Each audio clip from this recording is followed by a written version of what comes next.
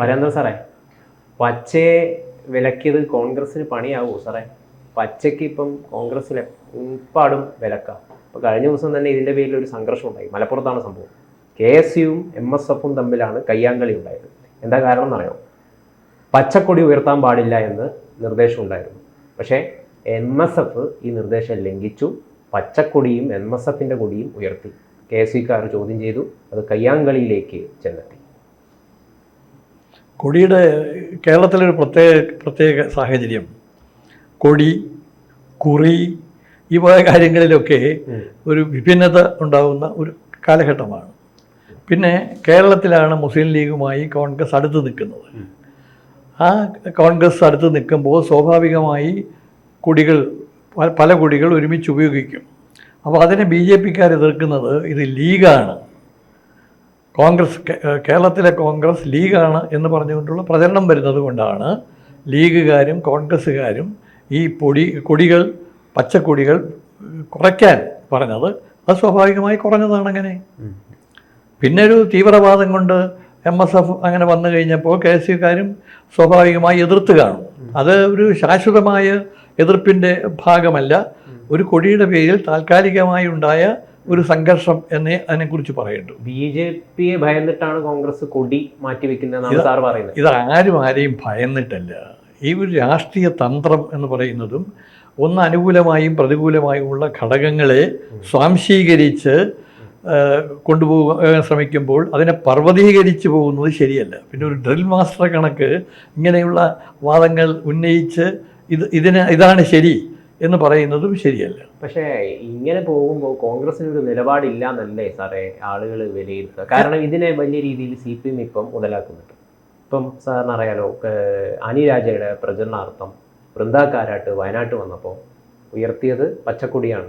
ഒരു ചോദിക്കുകയും ചെയ്തു, കോൺഗ്രസ് എന്തിന് പച്ചക്കൊടി ഒളിപ്പിച്ചു വെക്കുന്നു? ഈ വയനാട്ടിൽ വാസ്തവത്തിൽ കാണിച്ച ഏറ്റവും വലിയൊരു മണ്ടത്തരമാണ് LDF. കാരണം വയനാട്ടിൽ രാഹുൽ ഗാന്ധി ജയിക്കും എന്നുറപ്പാണ്.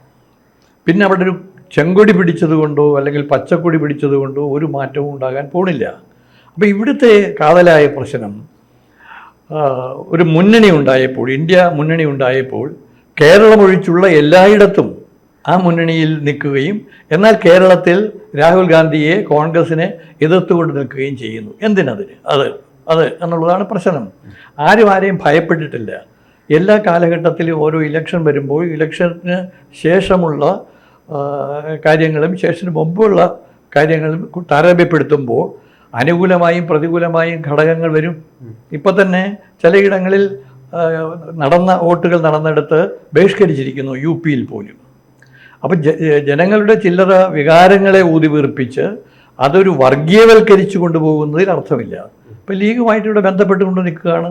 ഇപ്പം ലീഗിനെ അടർത്തി മാറ്റി തങ്ങളുടെ പാളയത്തിലേക്ക് കൊണ്ടുവരാൻ ശ്രമിക്കുകയും പിന്നെ CPM പാളയത്തിലേക്ക് കൊണ്ടുവരാൻ ശ്രമിക്കുകയും അപ്പോൾ അതിനനുകൂലമായ മട്ടിൽ കോൺഗ്രസിനെ എതിർത്തുകൊണ്ട് മുന്നോട്ട് പോവുകയും ചെയ്യുന്നത് ശരിയല്ല. പിന്നെ ഞാനൊരു കോൺഗ്രസിൻ്റെ വക്താവല്ല, പക്ഷെ കാര്യത്തിൽ ഒരു നിഷ്പക്ഷ നിരീക്ഷകൻ എന്ന മട്ടിൽ പറയുമ്പോൾ ഇത് CPM എന്തിന് രാഹുൽ ഗാന്ധി അറ്റാക്ക് ചെയ്യണം?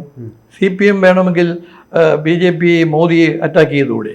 ഇവിടെ അവർ മുസ്ലിം വോട്ടുകൾ തങ്ങളോടൊപ്പം ഉണ്ടാക്കാൻ വേണ്ടിയുള്ള തന്ത്രങ്ങളാണ് മെനയുന്നത്. പക്ഷെ ആ തന്ത്രങ്ങൾക്ക് സഹായകരമായ രീതിയിൽ പ്രവർത്തനങ്ങൾ നടത്തുന്നത് കോൺഗ്രസ് തന്നെയല്ലേ?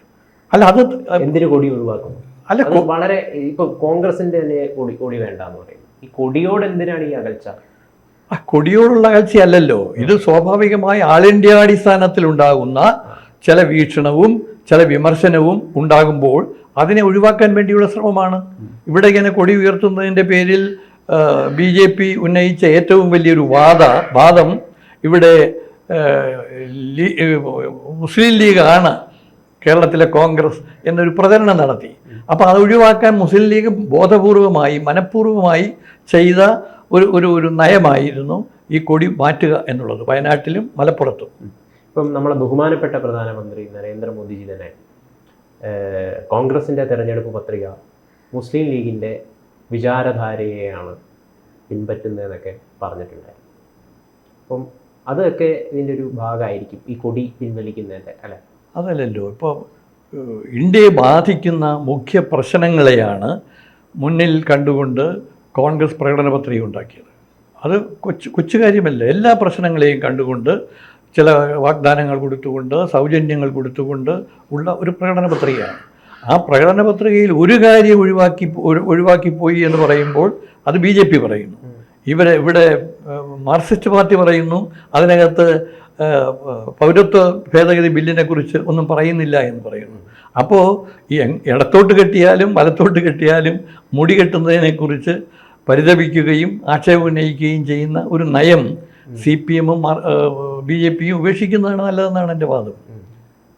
പക്ഷേ ഈ തീവ്രവാദത്തെ അനുകൂലിക്കുന്ന അല്ലെങ്കിൽ അതിനെ എതിർക്കാത്ത നിലപാട് കോൺഗ്രസ് എക്കാലവും സ്വീകരിച്ചിട്ടില്ലേ സാറേ?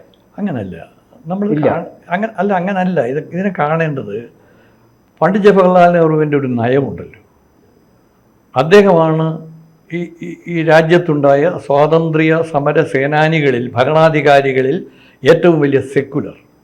അദ്ദേഹം പള്ളിയിൽ പോവുകയോ അമ്പലത്തിൽ പോവുകയോ മതത്തെക്കുറിച്ച് സംസാരിക്കുകയോ ചെയ്തിട്ടില്ല.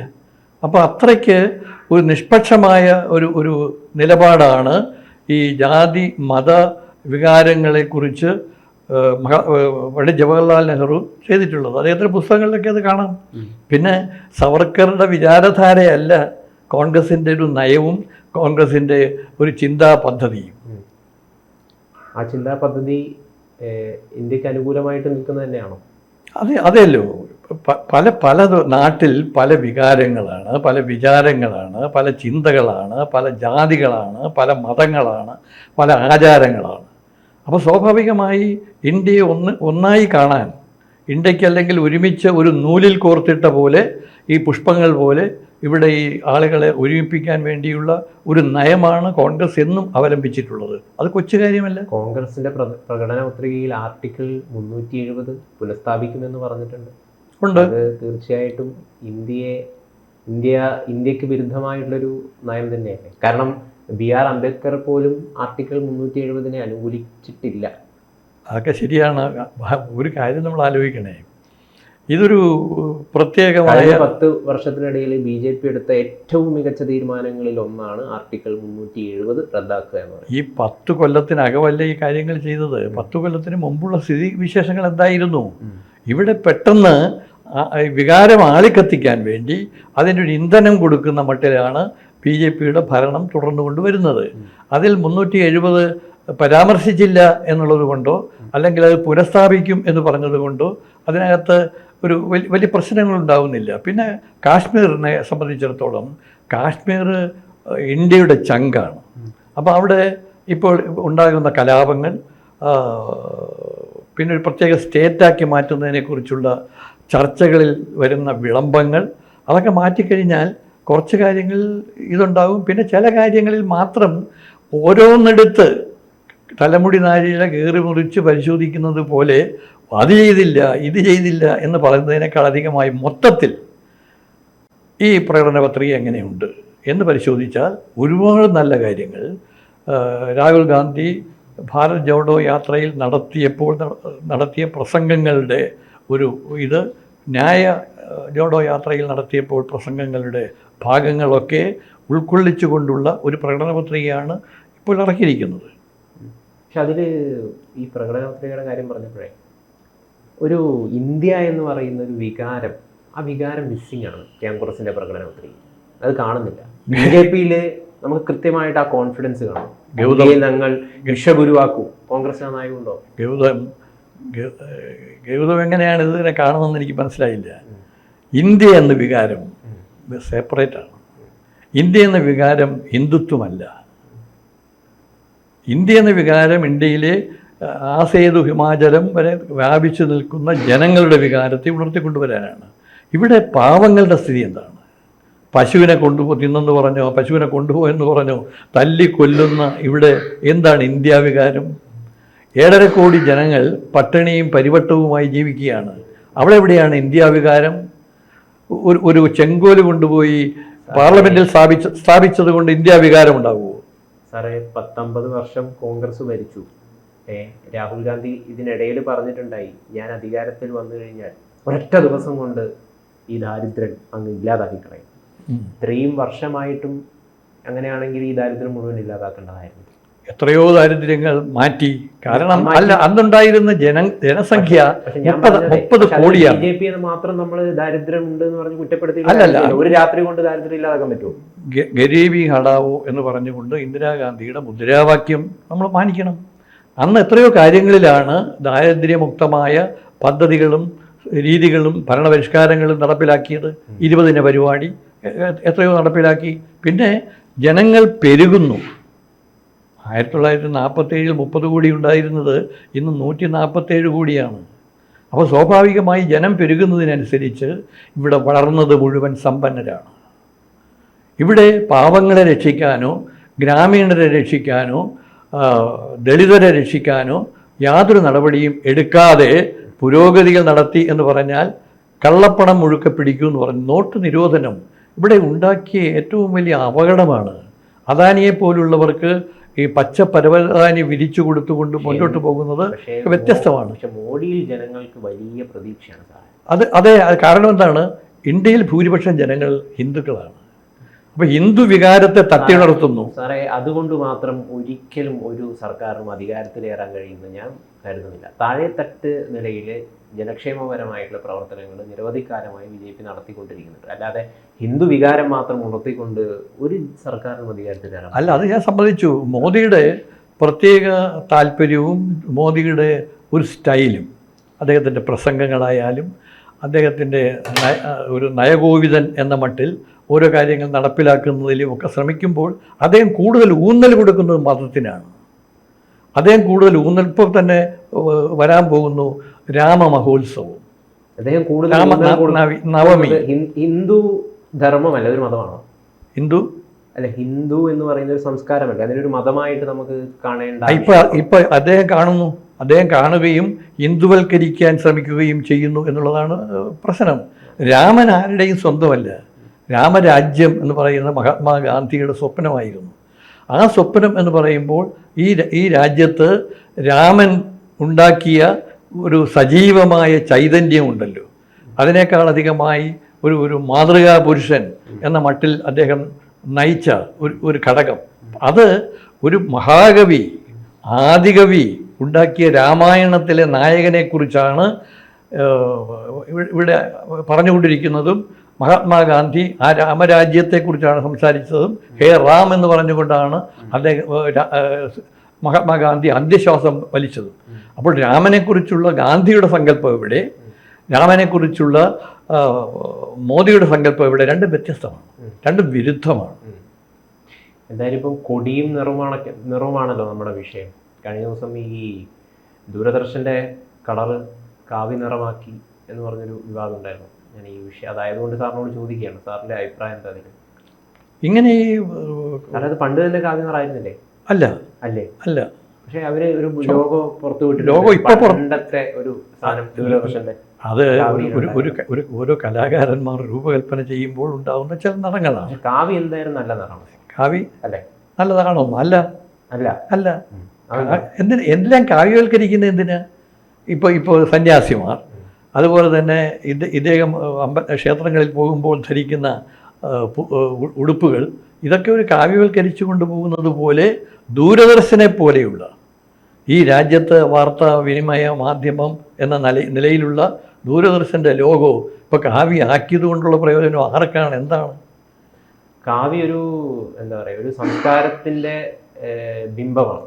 നമുക്ക് എന്ത് വേണമെങ്കിൽ വ്യാഖ്യാനിക്കാമല്ലോ, ഏത് തരത്തിൽ വേണമെങ്കിൽ വ്യാഖ്യാനിക്കാമല്ലോ. ഈ സംസ്കാരത്തിൻ്റെ ബിംബമാകുന്നത് എങ്ങനെയാ കാവ്യ? കാവ്യ ഒരു സംസ്കാരത്തിൻ്റെയും സന്യാസത്തിൻ്റെയും. അഗ്നി എന്നാണല്ലോ ഈ കാവ്യയുടെ നിറം കൊണ്ട് ഉദ്ദേശിക്കുന്നത്. അതെ, അത് ഒന്നും സന്യാസത്തിൻ്റെയും കൂടെ ചിഹ്നമാണ്. അഗ്നിയാണ്, ഇന്ത്യയെ പ്രതിനിധീകരിക്കുന്നത് അഗ്നിയാണ്. ഈ അഗ്നിയെക്കുറിച്ച് പറയുമ്പോൾ പ്രൊമത്യൂസ് ഇത് മോഷ്ടിച്ചു കൊണ്ടുവന്ന് ജനങ്ങൾക്ക് കൊടുത്തപ്പോൾ ആ പ്രൊമത്യൂസിനെ മലമുകളിൽ കെട്ടിയിട്ട് അദ്ദേഹത്തിൻ്റെ കരൾ ഓരോ ദിവസവും കുത്തി തിന്നാൻ വേണ്ടി കഴുകനെ അയച്ച ഒരു പാരമ്പര്യമുണ്ട് ഇവിടെ, ഒരു കഥയുണ്ട് ഇവിടെ. അപ്പോൾ അഗ്നി എന്ന് പറയുന്നത് എല്ലാ സ്ഥലത്തും അഗ്നി ഇല്ലാതെ ജീവിക്കാൻ പറ്റത്തില്ല. അതുപോലെ തന്നെ വായു, അതുപോലെ തന്നെ വെള്ളം. അപ്പോൾ ഒന്നിനെ മാത്രം കണ്ടുകൊണ്ട് പോകാൻ പറ്റത്തില്ല. വായുവും വെള്ളവും അഗ്നിയും ഒരുപോലെ ജനങ്ങൾക്ക് ആവശ്യമാണ്.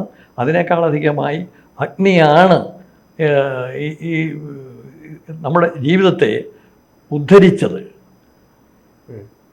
അത് അയ്യപ്പപ്പണിക്കരൊക്കെ ഒന്നാം തരം കവിതകൾ അഗ്നിയെക്കുറിച്ച് എഴുതിയിട്ടുണ്ട്. കവിത ഒന്നും ചേട്ടന് അറിയാവുന്ന ചില ശകലങ്ങൾ പറയാമോ? ആദിരാവിൻ്റെ അനാദി പ്രകൃതിയിൽ ആരംഭമിട്ടോർ അസംസ്കൃത ചിന്തയിൽ അലങ്കൃതമായതാണ് അഗ്നി എന്ന മട്ടിലാണ് അയ്യപ്പപ്പണിക്കരുടെ ആ കവിത. അപ്പോൾ ആദ്യകാലത്ത് ഉണ്ടായ അന്ധകാരത്തിൽ നിന്ന് ഒരു വെളിച്ചം ഉയർത്താനും സംസ്കാരം ഉയർത്താനും ജീവിത വന്താവിനെ ഉയർത്താനും വേണ്ടി ഉണ്ടായ ആ അഗ്നി കണ്ടെത്തൽ, അഗ്നിയുടെ ഉണ്ട്, അഗ്നി കണ്ടെത്തലായിരുന്നു. പണ്ട് ഈ മരങ്ങൾ കൂട്ടിയിടിച്ചപ്പോൾ ഉണ്ടാകുന്ന അഗ്നിയും പിന്നെ പാറകൾ കൂട്ടിയിടിച്ചപ്പോൾ ഉണ്ടാക്കിയ അഗ്നിയും ഒക്കെ നമ്മൾ ആലോചിക്കേണ്ടതാണ്. രാഹുൽ സാംകൃത്യായൻ്റെ പുസ്തകങ്ങൾ അതൊക്കെ പറഞ്ഞിട്ടുണ്ട്. എന്തായാലും അഗ്നിയും പച്ചയൊക്കെ ഉണ്ടാവട്ടെ അല്ലേ? പച്ച വേറെ അഗ്നി വേറെ. പച്ച പ്രകൃതിയുടെയും അതുപോലെ തന്നെ നമ്മുടെ സസ്യജാലങ്ങളുടെയും പിന്നെ ജീവസന്ധാരണത്തിനുള്ള മൂലകങ്ങളുടെയും ഒരു പ്രതീകമാണ് പച്ച. അതൊരു കൊടിയിൽ വന്നുപോയി എന്നുള്ളത് കൊണ്ട് അതിനെ അന്ധമായി എതിർക്കുന്നത് കാര്യമില്ല. പക്ഷേ പച്ച തീവ്രവാദത്തെ എതിർക്കണം എന്നല്ല, തീവ്രവാദത്തിൽ പച്ച ഒതുങ്ങുന്നതല്ല.